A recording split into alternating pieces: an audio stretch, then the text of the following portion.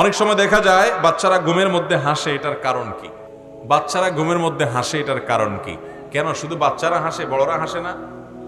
আপনারা ঘুমের মধ্যে হাসেন না বলে কিভাবে টের পাবো? আমি ঘুমাইলে তো দেখি না। তা আপনি দেখেন না, কিন্তু আপনার আশেপাশে অনেক মানুষ দেখেন না ঘুমের মধ্যে মিটমিট করে হাসে।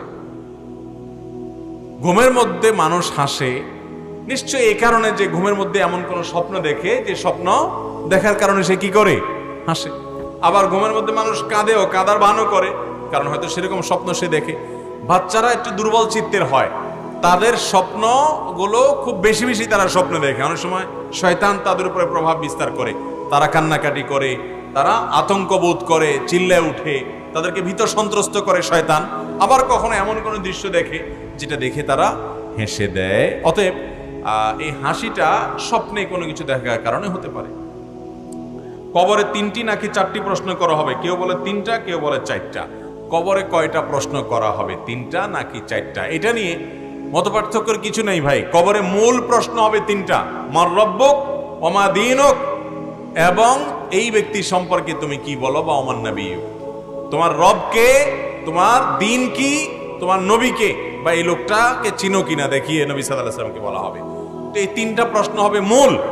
এই প্রশ্নগুলোর উত্তর দেওয়ার পর কোন কোন হাদিসে আসছে আবার জিজ্ঞাসা করা হবে যে মা আলামাকা আও মা আদরাকা, তুমি কিভাবে জানলা, তোমাকে কে বলেছে? তখন সে বলবে কারাতু কিতাবাল্লাহ, আমি আল্লাহর কিতাব পড়েছি, সেখানে পেয়েছি। অর্থাৎ জেনে শুনে বুঝে মুসলমান হয়েছে।